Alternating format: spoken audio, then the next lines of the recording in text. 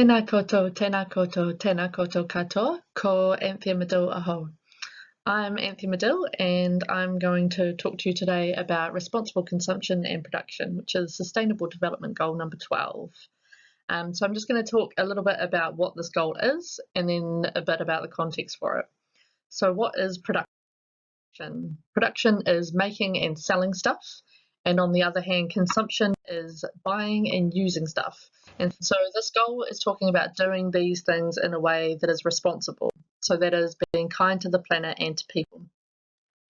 And so a way that we can do this as individuals is that when we need something, if we need to buy something, we can start asking questions. So we can ask, what is it? Do we need it in the first place?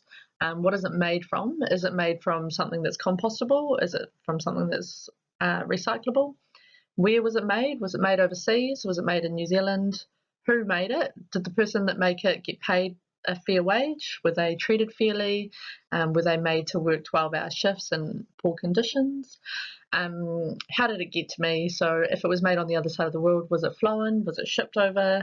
If it was made in the North Island, was it sent down by truck? If it was down the road, was it just walked?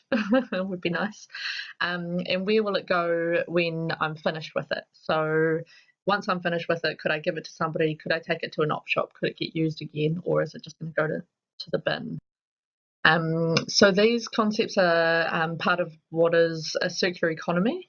And so you guys may have heard about circular economy, and I'll explain it a little bit now. So at the moment we have a linear economy, so that's linear consumption. So we extract resources from the ground, we make something with them, we use them for a bit, and then we throw it out.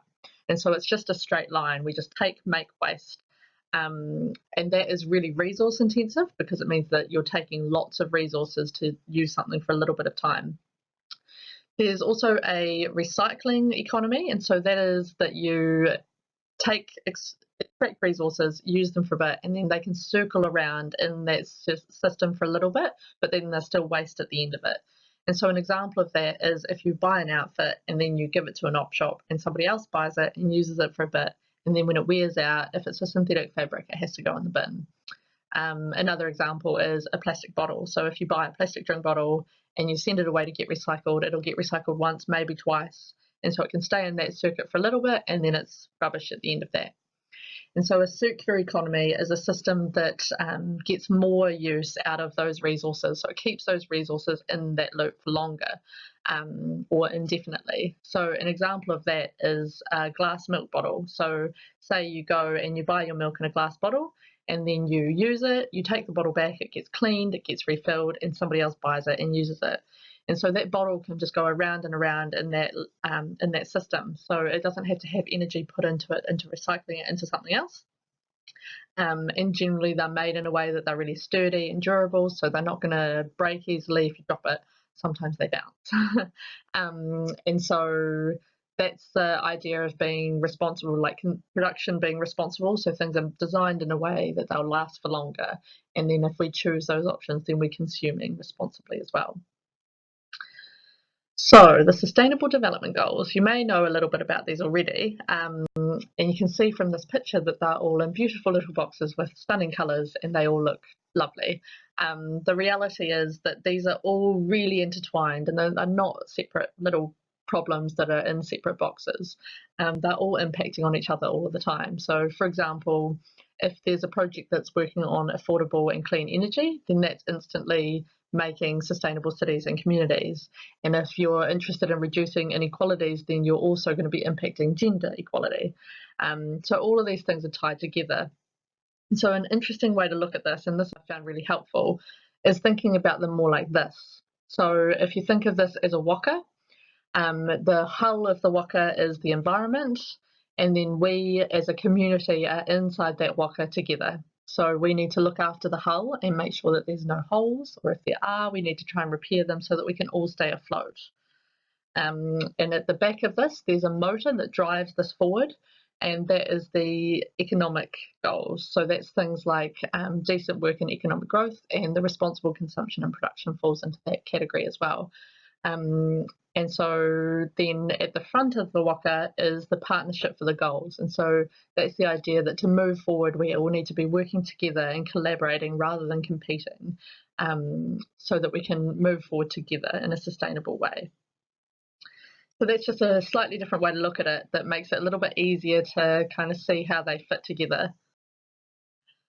So now a little bit about me. So my personal favourite goal that I am the most interested in is life below water. So my background is in marine science, and I've done a lot of scuba diving, and I've been lucky enough to travel the world and dive in some incredible places with some amazing animals, including these guys, my favourite. And through that, I was working in conservation, so different things. So, looking reducing plastic waste, so picking up litter at the beach, learning about animals and how they live and where they live so that we can protect those environments and the animals. And the more I was working in that space, the more I realised that that isn't where my energy is best used. So while all of those things are really important, that isn't where I wanted to be working, which is how I got to this. So this is an example to explain litter in the ocean. So if you think of a bath and the tap is on and it's pouring water into the bath, and the bath is filling up and filling up and filling up, and then it eventually overflows, and then there's water all over the ground. So you can mop up the water, but unless you turn off that tap, it's just going to keep overflowing and overflowing, and you're not really going to feel like you're making any impact. So this is an amazing analogy for me with plastic. So I find it a really easy way to understand when you think about it, is that you need to step back and we need to stop all of this plastic going into the environment before we can really start cleaning it out, which is still really important. Don't get me wrong, that's as important. It's just that we need to stop it from coming, otherwise we're never going to be able to get on top of the problem. And so yes, when you turn off the tap, you've still got a bath full of water and you've still got water all over the floor, but when you start tackling those problems, you're more likely to solve them if they're not still kind of coming at you. And so this is my business project, Remix Plastic, which is sustainability education. So it's talking like this to people about ways that they can consume responsibly and ways that they can reduce their single-use plastic use. And so these are the goals that I've picked for my project. While there are 17, and you may want to work on them all, it's best to pick a few and do a few things really well than try and tackle all of the world's problems at once. But these are the 4 main ones for me for this project. And so you can see quality education. So that's the first one, and that is because I'm wanting to teach people about the problems and provide people with the solutions, and I want to make that accessible for people.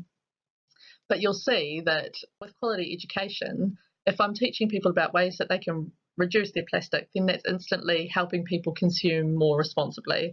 So I'm teaching them ways that they can do that. And I'm also talking to companies about ways that they can produce more responsibly.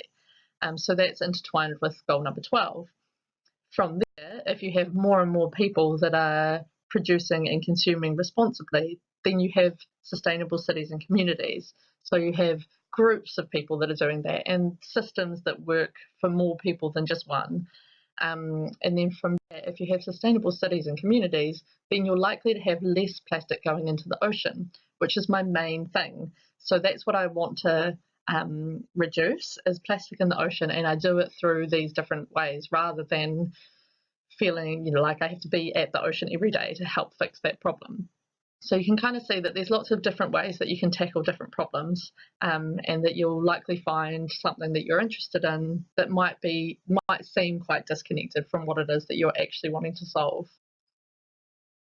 So what does this look like in practice? So responsible consumption and production for me is changing the way that we think about things. So I think the most important thing is that we start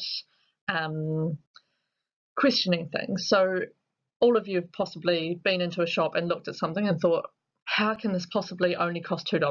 If it was made on the other side of the world and it was packaged, sent over, shipped to this shop, the shop's got to be making some money as well. How is it only $2? That can't be right. And it's interesting because it's not that cheap. So there's a movement called around fast fashion called Fashion Revolution, and it talks about how a $5 t-shirt isn't $5. It's actually much more than that. It's just that somebody else is paying for it. And so someone somewhere is paying for that difference. So it's likely that the person's not getting paid a fair wage for making it, and so they're paying for it so that you can have it for $5.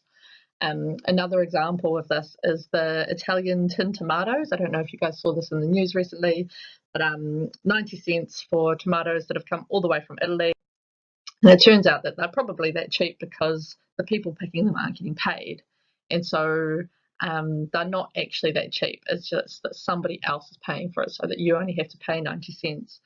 And the thing that as individuals that we can do about this is that we can start questioning these things. We can start saying, how is it that cheap? What's happening in this system for it to be this way?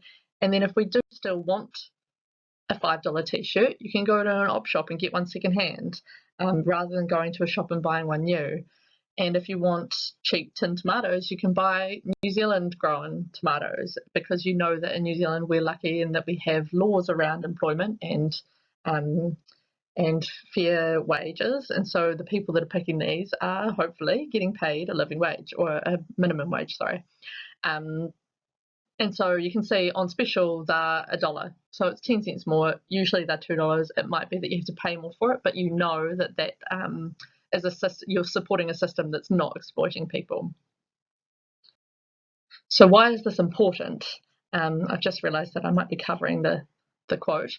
But this is important. This is from a survey of Kiwis around what they find important, what they feel is important to them. And the main thing that came out of the survey was that consumers in New Zealand are worried about plastic. And an interesting thing from it was that 90% of people have said that if they heard about a company doing unethical or irresponsible practices, that they would stop buying from them and would stop supporting them. So that instantly shows that people want to be doing the right thing. They don't want to be exploiting people, and they don't want to be reinforcing these systems that exploit people. And so that means that if businesses take that on board and are transparent and can provide ways for consumers to buy responsibly, then they'll do better in the long run than exploiting people and making a quick buck. The other interesting thing is that 86% of people said that it's important to them that they work for a company that's socially, environmentally responsible. So it's something that as more and more individuals become aware of, then more likely these systems will change, and that your individual behaviour does have an impact on that. And collectively it has more of an impact. So yeah, cool. So that's it from me. Thank you very much for listening. If you have any questions or anything, you're welcome to get in touch. Yeah, cheers. Bye.